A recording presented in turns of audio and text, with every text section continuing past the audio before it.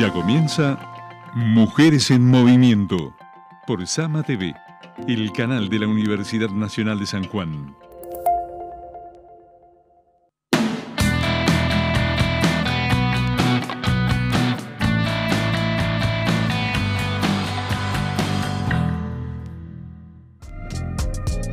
Muy buenas tardes, ya estamos al aire de Sama con Mujeres en Movimiento.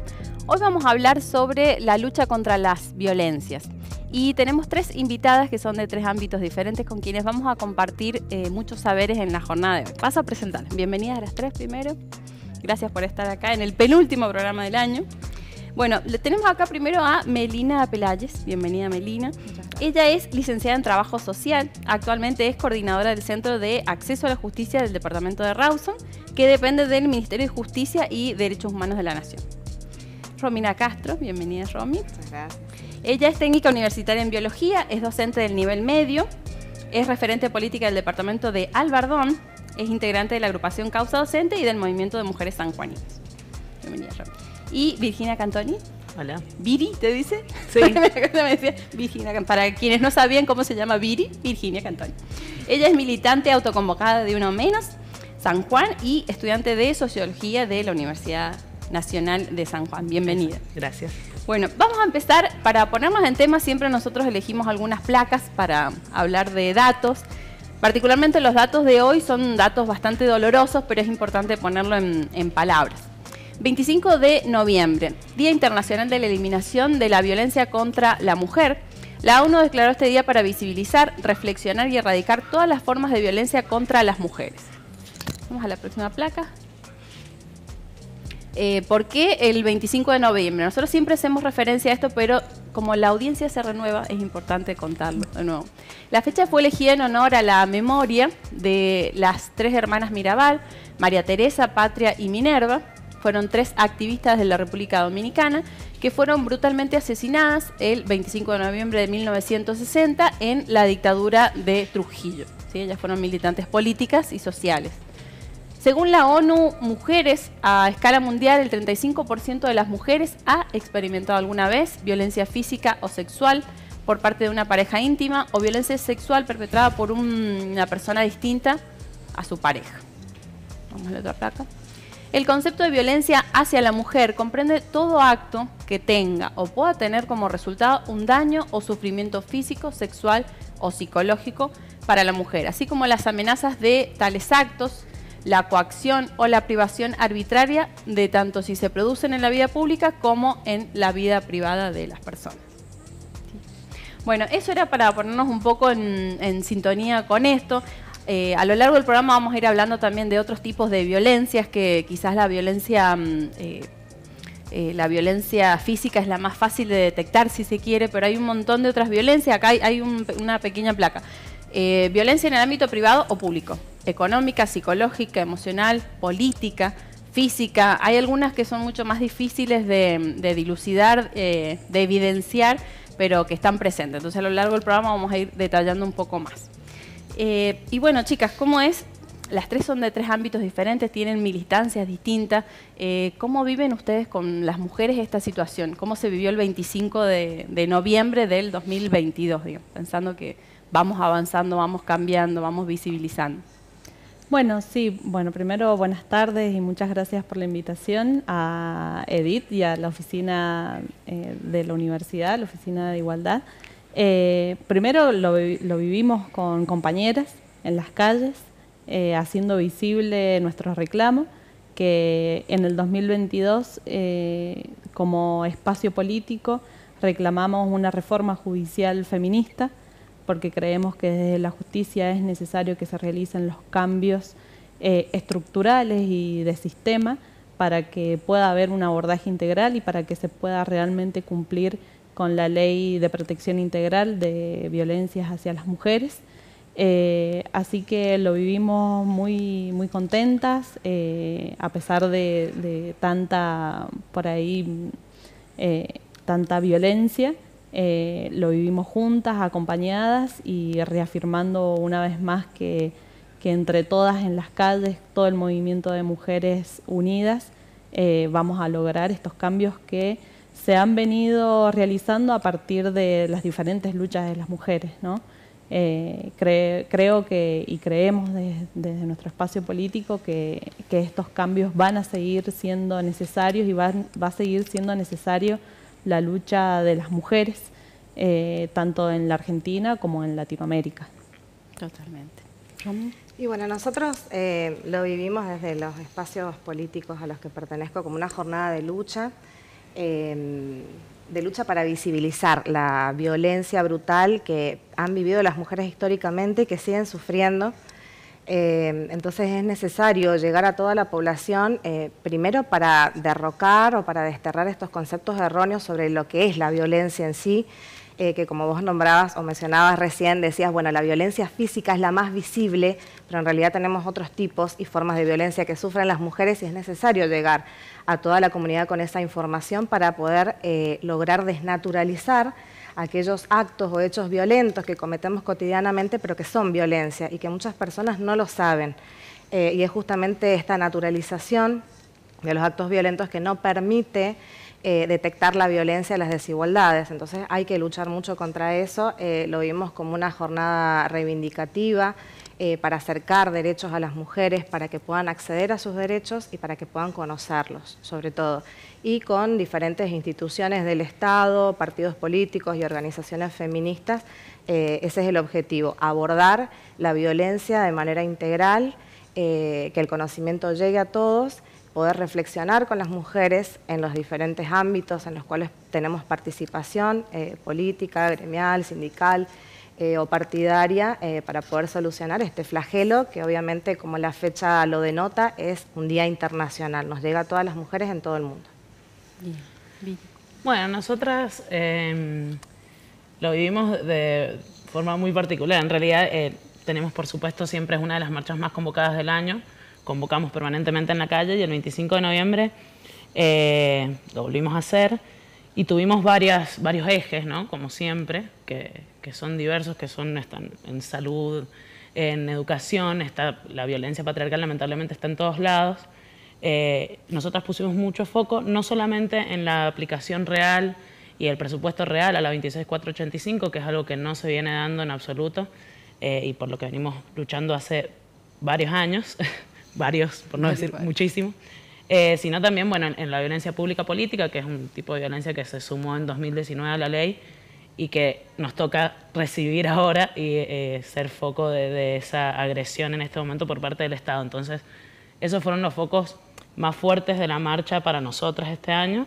Por supuesto, lo mismo que las compas, se vivió como un día de lucha, como un día de volver a tomar las calles, como parte de nuestra agenda, porque tenemos una agenda en la que las marchas más importantes son el 8 de marzo, el 3 de junio y el 25 de noviembre, pero sin dejar de pensar en todos estos espacios pequeños donde se reproducen esas violencias, ¿no?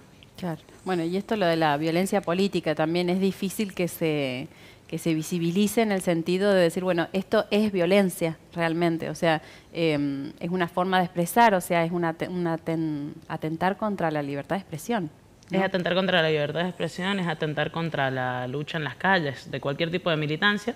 En este caso nos toca a nosotras en primera persona, pero es atentar contra quienes han luchado y conseguido derechos históricamente.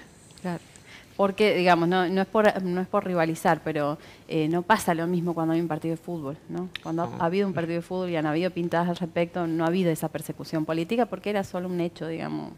No, es que lo que molesta no son las pintadas, lo que molesta es la lucha. El mensaje. El mensaje. Totalmente. Bien. Bueno, chicas, ha sido la verdad que además saliendo de la pandemia, ¿no? Es como, el año pasado, si bien nos encontramos el 25 de noviembre, es como que este año nos reencontramos con otra realidad. No sé si ustedes lo han vivido así. Pasado la pandemia, es como que este año hicimos todo lo que no pudimos en 2 años. Y pasó todo lo que no pasó en 2 años. O sea, que volver a encontrarnos también en otro nivel de organización, no sé si ustedes lo vivieron diferente en sus organizaciones.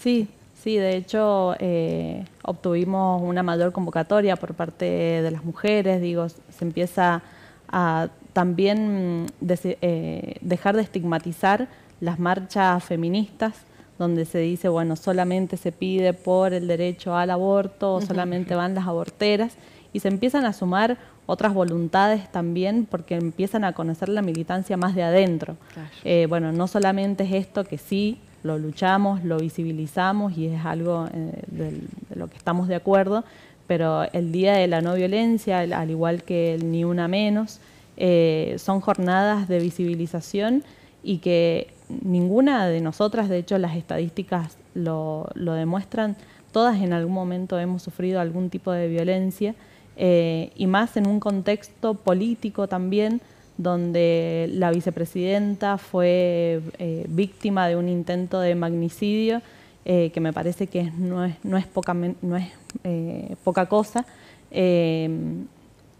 Los medios de comunicación atentando contra su figura, es la representante, la figura política más representativa hoy de la Argentina, es mujer y fue casi asesinada por televisión en vivo, estamos llegando a esos niveles de violencia tan extrema que es necesaria que entre las mujeres podamos decir y podamos expresar que esto ya no va más.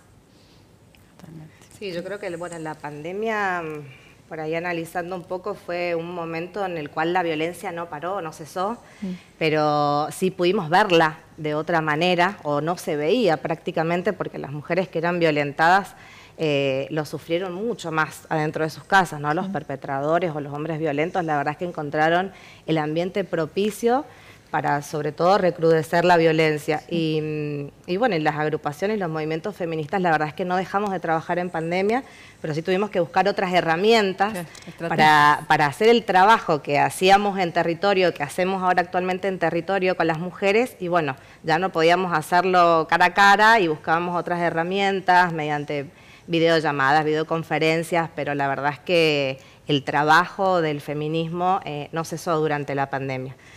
Al igual que la violencia, por desgracia, podemos decir eso. Sí, nos tocó en varias ocasiones tener que salir del encierro para ir a buscar a compañeras que estaban en situaciones desesperantes. Nos tocaron muchas cosas, pero yo recuerdo el 25 de noviembre pasado fue la primera marcha, de hecho, saliendo de pandemia, digamos. Es verdad que no fue tan convocante. Con barbijos aparte. Con barbijos, sí, fue complejo.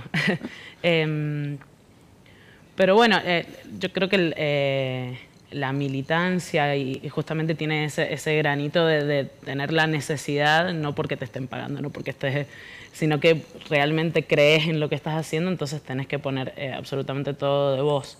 Eso, es lo que nos lleva a todo lo que termina pasando después. Pero las marchas me parece que son necesarias, me parece que son el espacio también para encontrarnos y poder darnos estos debates de los que hablabas vos, ¿no? Porque muchas veces no saben dónde nos reunimos. Por ejemplo, nosotras no pertenecemos a ningún partido específico, somos una colectiva de autoconvocadas y compañeras también representantes de partido, pero justamente esas marchas sirven para que se acerquen, para que pregunten dónde nos podemos juntar, dónde también si querés unirte a alguna agrupación específica partidaria, podés hacerlo, tenés ahí todo al alcance. Creo que son muy necesarias las marchas y enhorabuena que volvieron también para visibilizar. Y sí, porque hay mujeres que es cierto, están buscando decir, yo siempre he querido participar, siempre he querido, pero no sé cómo conectarme. Ahora con las redes es un poco más sencillo, si se quiere, pero no es lo mismo el cara a cara. Sí. Totalmente. Bueno, chicas, estamos llegando al final del primer bloque. Vamos a ir un corte cortito y venimos con el segundo bloque del programa de hoy.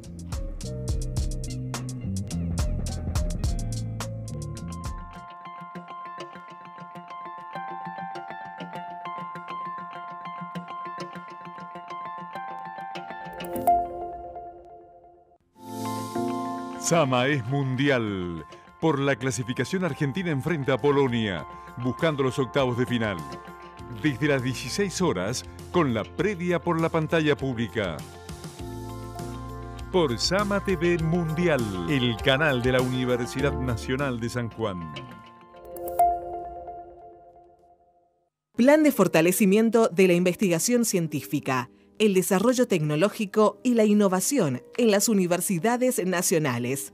En este marco, el Consejo Interuniversitario Nacional, CIN, otorgará becas de estímulo a las vocaciones científicas para estudiantes de grado de instituciones universitarias públicas que deseen iniciar su formación en investigación. La convocatoria 2022 permanecerá abierta hasta el 2 de diciembre a las 13 horas. La televisión pública presenta Mundialitas, ricas golosinas con las historias más extraordinarias y fabulosas de los mundiales de fútbol de todos los tiempos. Hoy presentamos la camiseta del 10, Mundial de 1986. Argentina elimina a Uruguay vistiendo la camiseta azul y tiene que jugar en cuartos de final contra Inglaterra. Pero debe hacerlo con la misma ropa y en el DF, donde hará más calor. Carlos Vilardo protesta y exige una camiseta calada, más liviana, pero hay un juego solo. Busquen por todo México si es necesario, pide. Pero quiero una que pese menos. Ahí va un empleado a recorrer negocios, muchos, hasta que da con una que podría funcionar y se la lleva de muestra. Falta un día para el partido y Vilardo dice no, hasta que por ahí pasa Maradona, la mira y sentencia.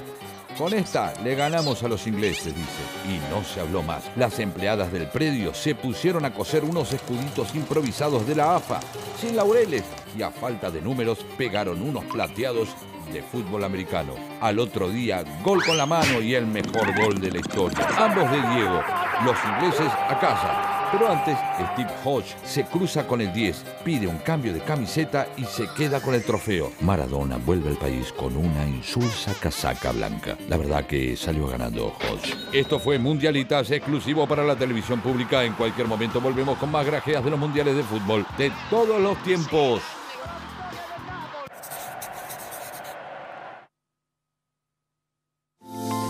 Seguimos viendo Mujeres en Movimiento por Sama TV, el canal de la Universidad Nacional de San Juan.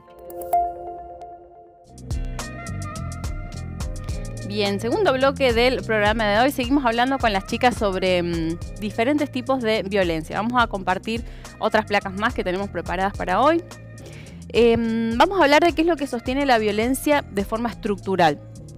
La violencia contra las mujeres y las niñas es una de las violaciones más generalizadas de los derechos humanos en el mundo. Las condiciones que ha creado la pandemia, esto que hablábamos recién con las chicas, confinamiento, restricciones a la movilidad, mayor aislamiento, estrés e incertidumbre económica, han provocado un incremento alarmante de la violencia. Todos estos son datos que he tomado de un informe de la ONU, que sacaron ahora en octubre. Otros tipos de violencia. Violencia sexual, que incluye acoso sexual, violación, violación correctiva, la cultura de la violación. Cada una, por supuesto, tiene toda una descripción al respecto, pero me parece importante por lo menos nombrarla. Otras formas de violencia: trata de personas, mutilación genital femenina, matrimonio infantil, violencia en línea o digital. Estas son otros tipos de modalidades que en la pandemia se profundizaron. El ciberacoso, el sexteo, sexting, que es el mostrar imágenes sin consentimiento, doxing, que sería publicar imágenes de la víctima sin consentimiento. Las mujeres adultas representan cerca de la mitad. Esto que decía recién Melina sobre las estadísticas. Son súper crueles las estadísticas. El 49% de las víctimas de trata de seres humanos detectadas a nivel mundial, las mujeres y las niñas representan conjuntamente el 72%. 15 millones de niñas adolescentes entre 15 y 19 años han experimentado relaciones sexuales forzadas en todo el mundo. 15 millones de niñas. Al menos 200 millones de mujeres y niñas entre 15 y 49 años han sido sometidas a la mutilación genital femenina. En los 31 países en los que se concentra esta práctica, la mitad de esos países se encuentra en África Occidental, que también tiene que ver con la realidad que vivimos las mujeres en otras partes del mundo. Así queda otra placa más.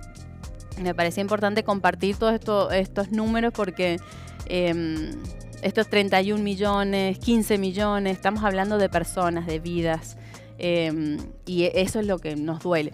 Entonces, bueno, vos trabajás en acceso a la justicia, algo que es terriblemente sensible. ¿Cuáles son los obstáculos? ¿Vos cómo ves qué es lo que sostiene de forma estructural que la violencia siga ocurriendo en el 2022? Sí, es real, es muy crudo y sobre todo en instituciones donde se busca justicia. donde se busca reparar aquello que se rompió, donde se busca reparar vínculos, donde se busca reparar alguna cuestión económica, donde se busca reparar algo tan doloroso como es una violencia física, psicológica también, el hostigamiento que reciben las mujeres después también de hacer algún tipo de denuncia, es algo que persiste en casi todos los casos. Y yo creo que se sostiene este tipo de violencias aún en el año 2022 porque sigue vigente un sistema patriarcal que atraviesa todo tipo de institución y todo tipo de organización estatal, política, de Estado. Por eso es necesario empezar a hablar de reformas estructurales en el sistema judicial. Necesitamos que sea más eficaz, que sea más eficiente, que escuche a las víctimas lo que tiene para decir, que escuche también a aquellos niños, niñas y adolescentes que están inmersos en esas situaciones de violencia, que las viven y que las padecen también. Es importante siempre escuchar la voz de los niños. Y nada, creo que es eso lo que lo sostiene y que es necesario que a partir de la lucha de las mujeres en las calles, en las instituciones del Estado, cada vez mujeres se van haciendo parte y van tomando representación de los lugares de decisión. Es importante que sea con una perspectiva de género. Que lo ocupe una mujer no significa que vaya a estar garantizado la perspectiva de género. Es importante la formación de profesionales, de estudiantes, de personas que vayan a trabajar con la temática. Es muy importante esa sensibilización porque estamos hablando de mujeres y de personas que han sido violentadas y que su centro de vida, que por lo general es la familia, está siendo violentada y está siendo atravesada por una situación de violencia que muchas veces es insostenible. Entonces, por eso es importante desde cada una de las instituciones estatales poder acompañar ese proceso de denuncia y ese proceso también de despegue de la situación de violencia. Claro, contención también. Tal cual. Sí, sí. Bueno, qué pregunta, ¿no? ¿Qué sostiene la violencia y qué hace que siga existiendo? Es una construcción histórica, social, económica, que ha dejado a las mujeres en un proceso de inferiorización constante por parte de los varones. Y no quiero que se malentienda porque muchas personas todavía siguen pensando que las feministas queremos matar a los hombres y en realidad no se trata de eso, sino se trata de analizar una realidad y es la realidad que en el acceso a los derechos las mujeres somos siempre las que no tenemos derechos, no podemos contar con el acceso a los derechos, inclusive aquellos derechos que no son exclusivos como mujeres, ¿no? Entonces, la violencia la verdad es que sigue sostenida o va a seguir siendo sostenida mientras no se aborde de manera integral, mientras no existan las políticas públicas que logren eliminar la violencia contra las mujeres. Y ahí creo que inciden o viene todo este paquete de leyes preventivas y leyes paliativas que en general son muy buenas y tenemos muchas leyes, pero que, tenemos que decirlo, no se cumplen, no tienen aplicación efectiva y sobre todo porque no hay presupuesto asignado para que esas leyes funcionen.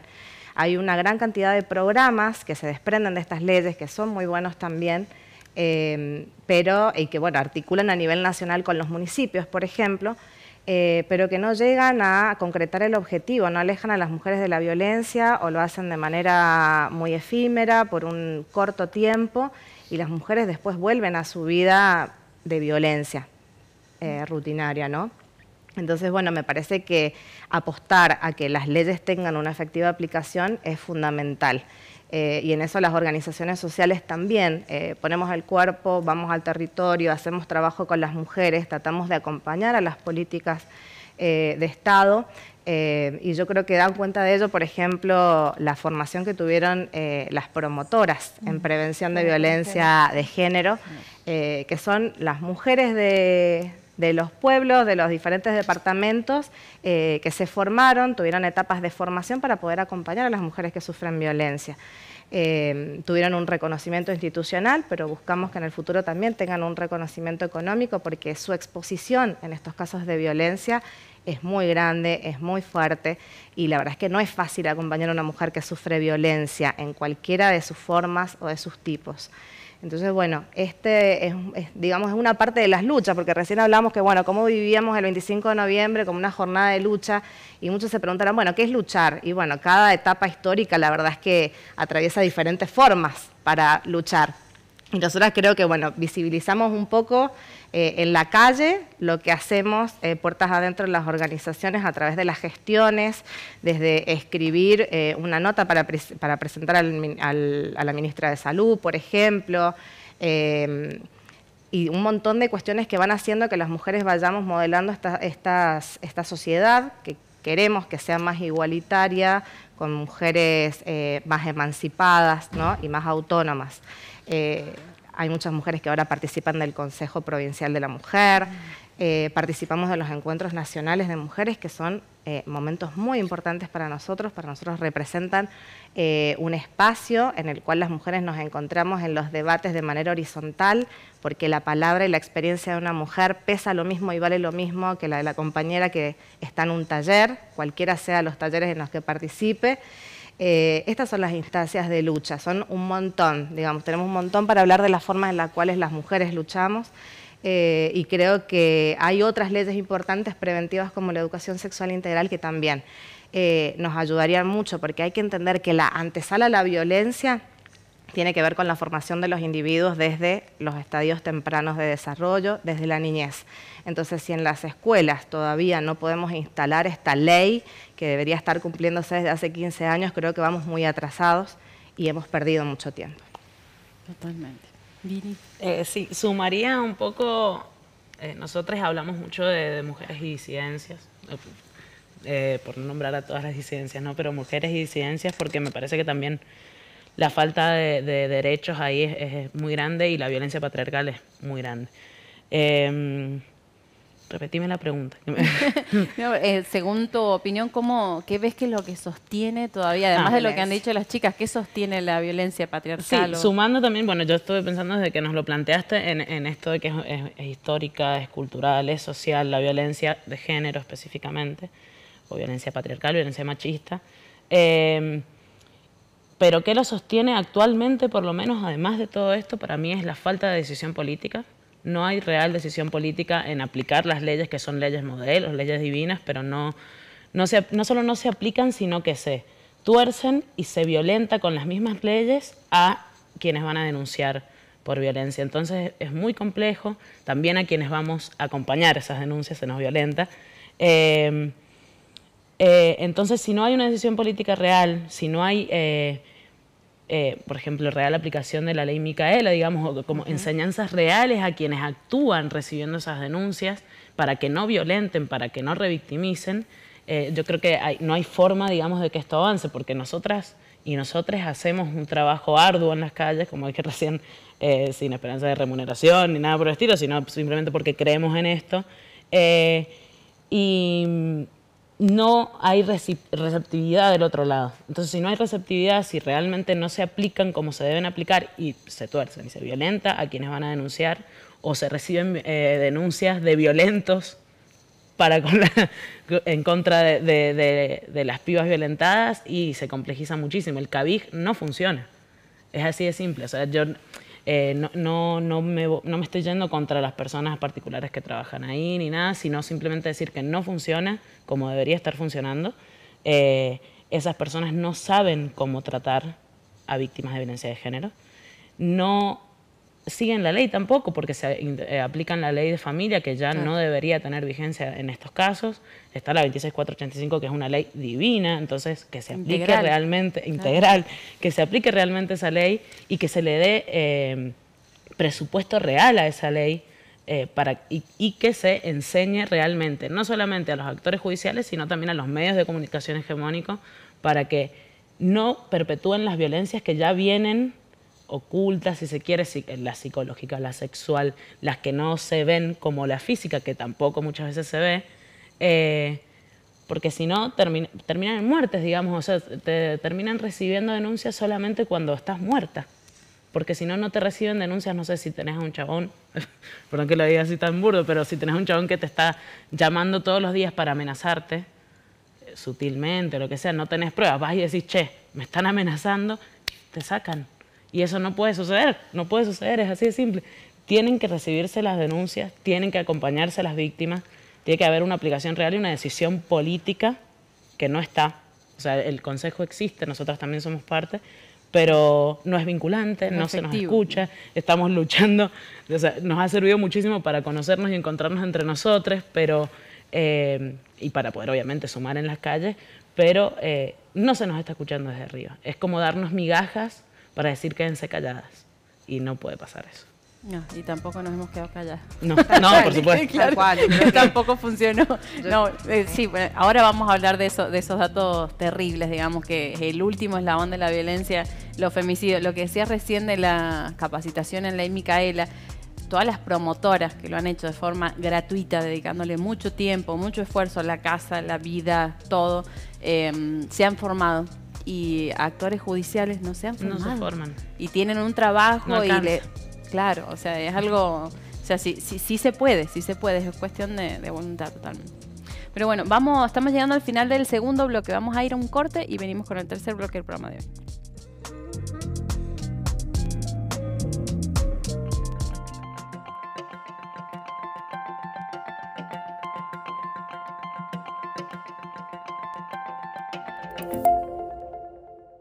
La televisión pública presenta Mundialitas, ricas golosinas con las historias más extraordinarias y fabulosas de los mundiales de fútbol de todos los tiempos.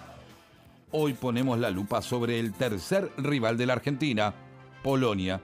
¿Cómo nos fue con los polacos? En 1974, por ejemplo, Polonia ganó por 3-2. Lato, el goleador del certamen, marcó en 2 oportunidades. Aún lucía una digna cabellera. En Argentina, en 1978, llegó el desquite. Partido disputado en la cancha de Rosario Central. Con un Lato afiladísimo, aunque con menos pelo. Fueron 2 goles del matador Mario Alberto Kempes en el 2-0.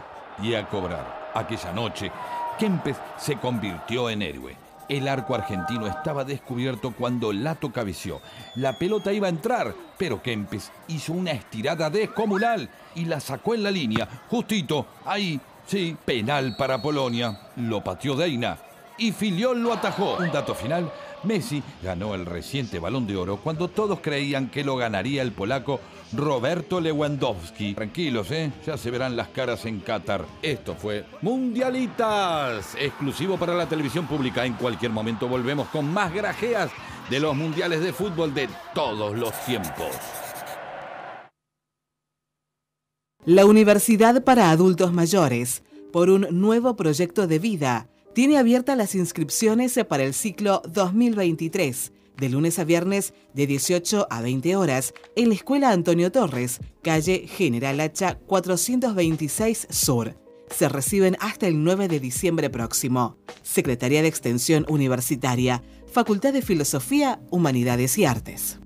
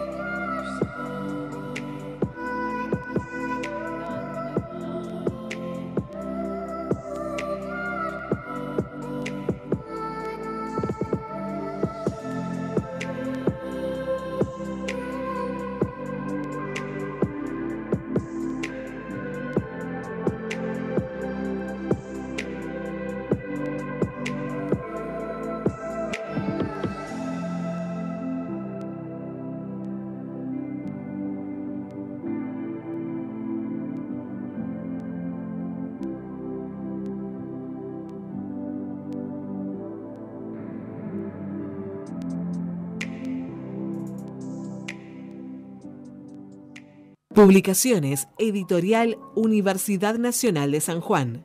Políticas y programas sociales. Una mirada en clave regional. A cargo de Laura Garcés y Marcelo Lucero. El libro busca abordar, desde diversas perspectivas académicas, las políticas de transferencias de ingresos en América Latina, Argentina y San Juan. Conseguilo en Librería Universitaria Mitre 396 Este, de lunes a viernes de 8 a 13 horas. Personal de la Universidad Nacional de San Juan, 20% de descuento.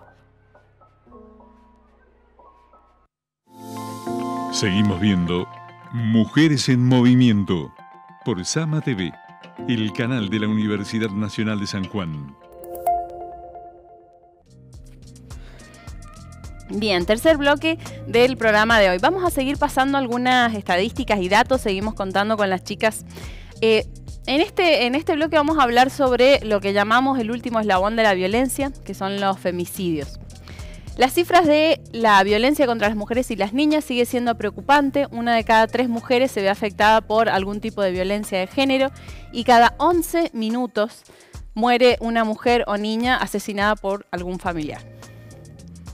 En octubre del 2022, Argentina ha registrado un total de 218 femicidios, a la actualidad ya son más lamentablemente, y travesticidios en los primeros 9 meses del 2022, según informó el Observatorio de Femicidios Adriana Maricel Zambrano, coordinado por la Asociación Civil La Casa del Encuentro, que es uno de los primeros que empezaron a registrar datos, ¿no? Que tenemos datos desde hace 7 años gracias a esa ONG, podemos decir. 241 personas, bueno, estos eran datos vinculados a el dato más mayor, digamos. 241 personas se quedaron sin madre en este tiempo, de las cuales un 70% son menores de edad, ¿no? Son otros datos que tampoco se tienen muy en cuenta, ¿no? Respecto al número total de asesinatos, en 41 casos la mujer había realizado una denuncia previa contra su agresor, 8 contaban con medidas cautelares y prevención, y agentes o exagentes de las fuerzas de seguridad estaban vinculados en 11 de los casos de esos homicidios. En un momento fue también noticia, esto como que eran todos de la fuerza de seguridad. En realidad eran noticia, no es que antes no lo habían sido, ¿no?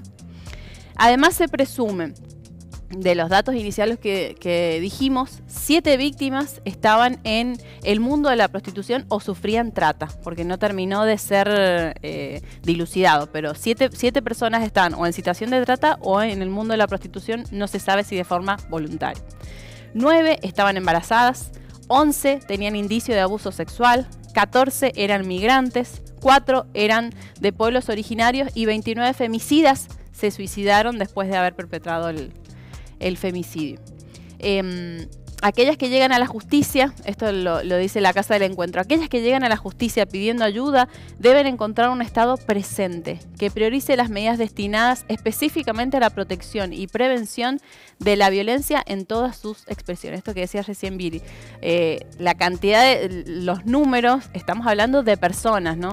7 personas en situación de trata, mujeres embarazadas, son todas vidas que no encontraron esa contención, o sea, fueron a la justicia, fueron a un centro de contención y no encontraron esa contención, digamos, es lo que vivimos con nuestras compañeras, lo que decía vos recién, Vir. Sí. Y es la imagen más cruda, cuando empezás a nombrar tantas cantidades de pueblos originarios, tantos abusos sexuales, ya lo habían sufrido, y inevitablemente se te vienen a la mente imágenes de esas posibles caras o algún tipo de caracterización, y son mujeres que están en los barrios, que están en nuestras organizaciones, y que cada mujer o cada mujer, cada disidencia es una vida más que se va, y no podemos permitir de que esa vida se vaya por la ineficiencia de un Estado en las solicitudes de protección, en los espacios de contención. Si bien hay muchísimos lugares donde trabajan de verdad muy a pulmón, y el compromiso de las profesionales, que muchas veces están precarizadas también, con contratos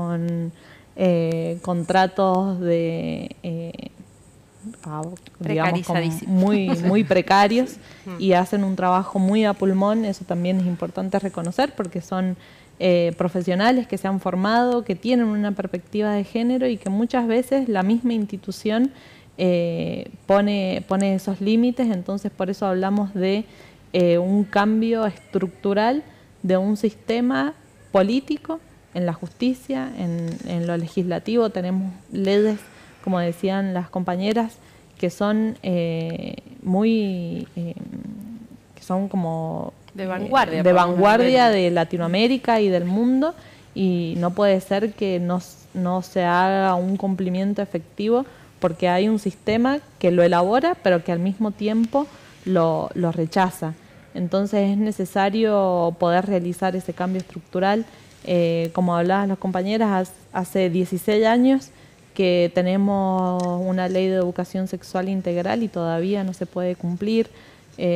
Cuando dabas los números de femicidio, mi tesis de grado fue respecto a las víctimas colaterales de violencia de género, entonces hubo que recuperar esos relatos que fueron terribles. Durísimo. Fueron terribles y no se puede exponer a una persona a relatar nuevamente ese hecho que se vivió, pero las víctimas colaterales, hay una ley Brisa que lo que busca es una reparación económica a aquellos niños, niñas y adolescentes que quedaron sin mamá producto de un femicidio. Entonces es importante seguir hablando en las casas, en las escuelas, en las universidades, en los espacios de trabajo. Es importante visibilizarlo y sobre todo acompañar a aquellas víctimas de violencia de género hasta el cansancio. Si hay que hacer 200 denuncias, se harán 200 denuncias. Si hay que estar hasta las 3 de la mañana en Cabildo, y bueno, se hará porque se hace, las compañeras lo hacen. Desde cualquier movimiento político o organización social sabemos que ese trabajo se lleva adelante y es importante reconocerlo también. Totalmente, sí. Bueno, y las mujeres la verdad es que tenemos tantas necesidades, pero yo creo que hay necesidades urgentes y la resolución de la violencia es urgente porque, bueno, estas placas que mostraban números, como vos decías recién, cada número refleja una historia de vida de una mujer, de un grupo familiar, de un núcleo, ahí vincular directo o indirecto, y de estas víctimas colaterales, de los hijos que quedan sin madres, que la verdad es que son historias muy, muy crueles y es una necesidad imperiosa que el Estado resuelva. La ley 26.485, ¿no? Esta ley que busca prevenir, sancionar y erradicar la violencia de las mujeres, deja de manera explícita y muy clara que la violencia no es un asunto privado, como antes se creía, como antes se pensaba. Entonces nadie se metía cuando una pareja, cuando había violencia hacia una mujer en una pareja, por ejemplo. Es una familia. Claro, es una exacto. Familia. La violencia hacia las mujeres es un asunto de Estado, es una violación de los derechos humanos. Entonces necesitamos que el Estado articule con todas las instituciones formales o de educación no formal inclusive, para que esto funcione, para que no se sostenga este sistema de violencia. Bueno, la Ley de Educación Sexual Integral a mí me parece muy importante y lo destaco porque soy docente además, ¿no? Y vivo el trato con los adolescentes a diario. Se desconoce mucho de esta ley, se desconoce muchísimo de cómo funciona y de que en realidad se necesita, para que la ley realmente se cumpla, que se genere un sistema de protección integral de los derechos de los niños, niñas y adolescentes, y que no se puede generar si la escuela no puede articular con otras instituciones barriales, claro. Si no está este ordenamiento territorial y la escuela puede juntarse a charlar con la gente que trabaja en la salita, en el centro de salud, en la unión vecinal, en la cancha de fútbol que les queda cercana a los chicos.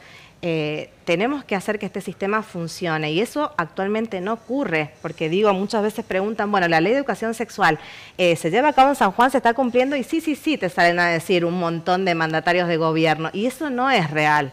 O sea, no podemos negar que están empezando a trabajarse, pero una jornada, una charla que otra, hechas a pulmón, con mucho desconocimiento de los docentes. Necesitamos mucha formación de los profesionales en todos los lugares, no solo de los docentes. Como decían, la ley Micaela, que es tan buena y no llega todavía, no llega. Entonces nos ocurre que vamos con las mujeres a hacer una denuncia y en la policía las tratan pésimamente mal, ¿no? Y estos datos que vos mostrabas recién reflejan solo una parte de las mujeres que se animan a realizar la denuncia, porque la mayoría en realidad no lo hacen. Hay mujeres que pasan prácticamente toda su vida sin ir a gestionar el trámite de la cuota alimentaria porque le tienen miedo a su expareja. Entonces hay una realidad que los datos no muestran y que es de estas mujeres que vienen sufriendo violencia desde hace muchos años y que todavía no se animan a denunciar porque no tenemos un sistema que realmente las proteja. Entonces tenemos que empezar a trabajar con todas estas leyes preventivas y con las leyes que puedan asegurarles a las mujeres tener una vida digna. Claro, que es a eso lo que apuntamos. Sí, yo sumaría reforma transfeminista del sistema, ¿no? y todo lo que eso incluye. La ESI, es verdad, no se aplica como debería aplicarse, no se aplica transversalmente, no se aplica en todas las etapas del crecimiento, que no les enseñan a los niños a tener sexo, a las niñas. No, les enseñan su autocuidado y en donde se ha aplicado ha servido mucho.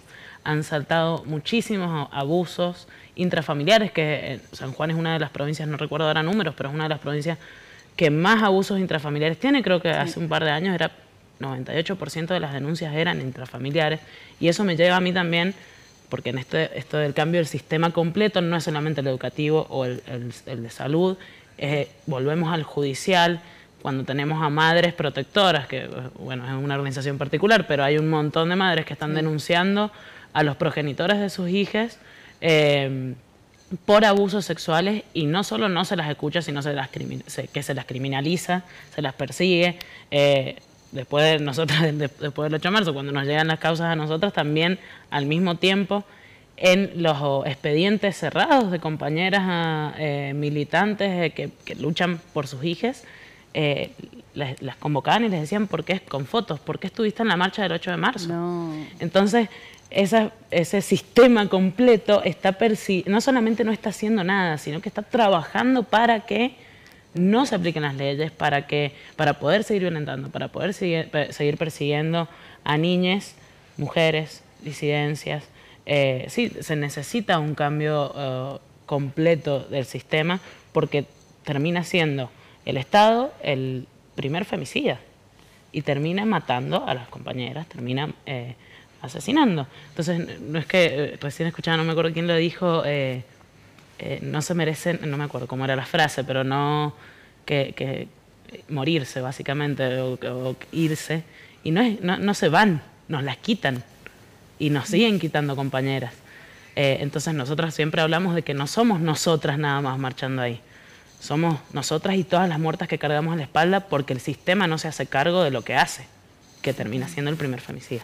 Totalmente. Y lo que decías vos recién de las madres protectoras, hay algo que nosotros pusimos acá en escena, que es el SAP, que es algo perverso.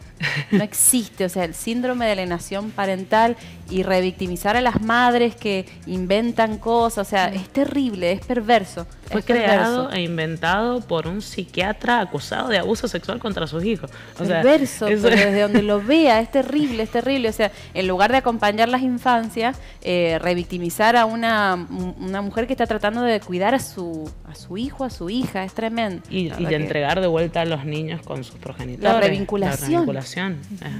Bueno, ahí las chicas en los carteles ponían revinculación y sacaban el porque en realidad nunca estuvieron vinculados.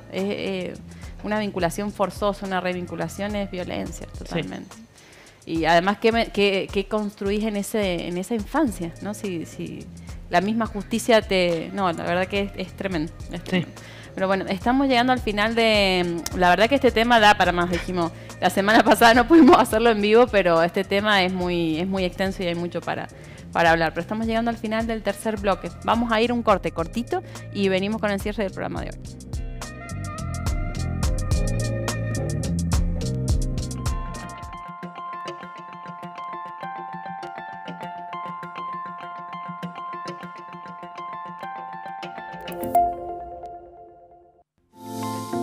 Sama es mundial. Por la clasificación, Argentina enfrenta a Polonia, buscando los octavos de final. Desde las 16 horas, con la previa por la pantalla pública. por Sama TV Mundial, el canal de la Universidad Nacional de San Juan. Editorial 3x2. El sello editorial de la Universidad Nacional de San Juan ofrece sus libros bajo la modalidad de 3x2. Con la compra de 3 títulos, solo se pagan 2. La promoción no incluye a los títulos de colección académica. Está ubicada en edificio central de la Universidad, Mitre 396 Este.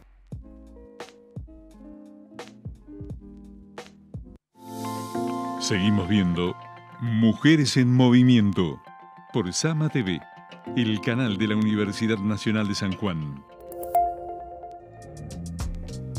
Bien, último bloque del programa de hoy. Hablamos sobre violencias, las distintas formas de violencia y quedaron muchas cosas pendientes, pero nos queda una placa que creo que sintetiza un poco lo que hemos venido charlando con las chicas, o por lo menos en esto coincidimos.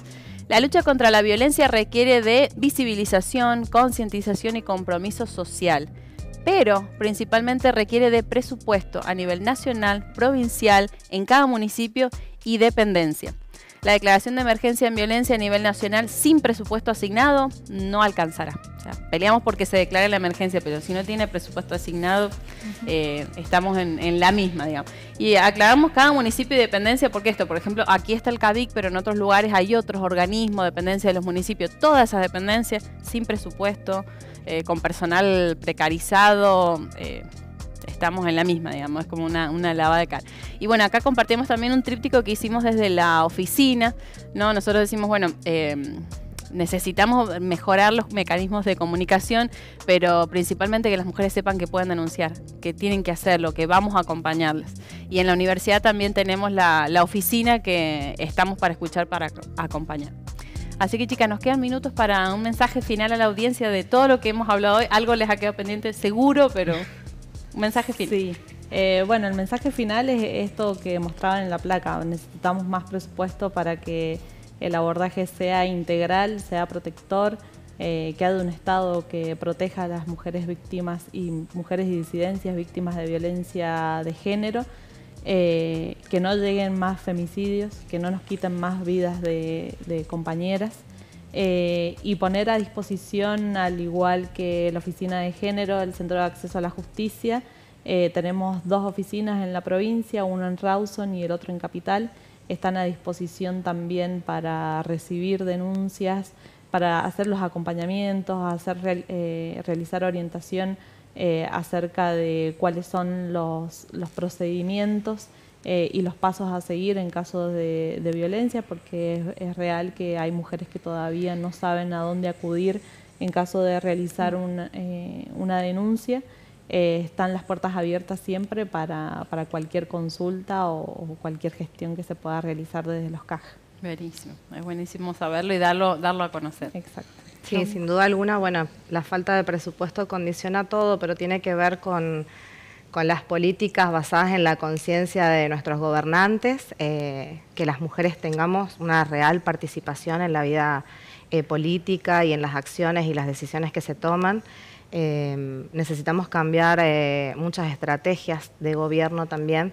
Necesitamos más participación de las organizaciones sociales, que nos escuchen, que escuchen a quienes tienen ahí el contacto directo con las mujeres en territorio, que se descentralice el trabajo de las áreas de la mujer. No es lo mismo tener un área de la mujer acá en Capital que en un departamento alejado, donde las mujeres desconocen todo sobre la violencia, desde lo que es, de cómo pueden ir a denunciar, cuáles son sus derechos, esto que hablábamos recién del acceso a los derechos.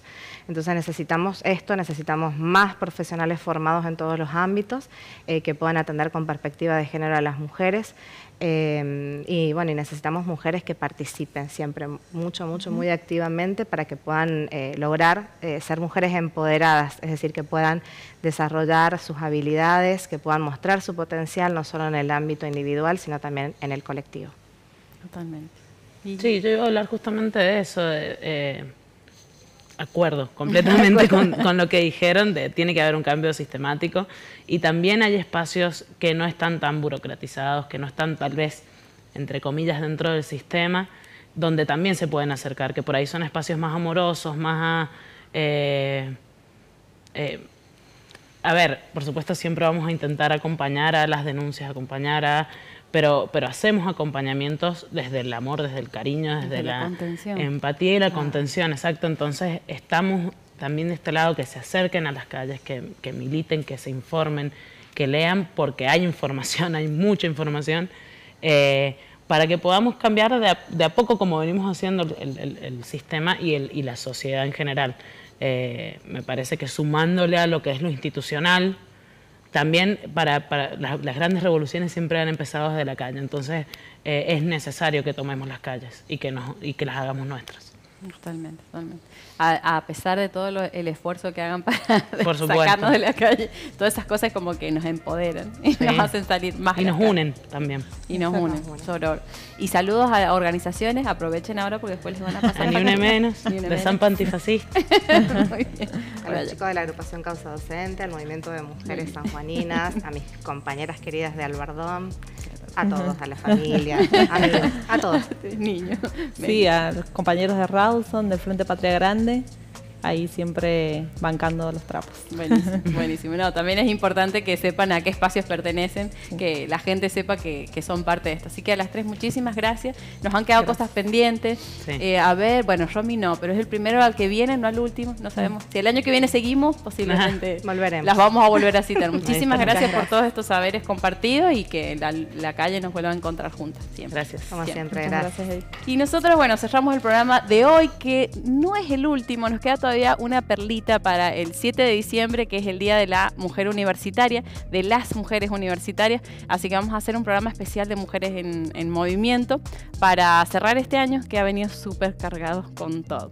Así que nos volvemos a encontrar el próximo miércoles 7 de diciembre para volver a ser Mujeres en Movimiento y cerrar el año. Buenas tardes.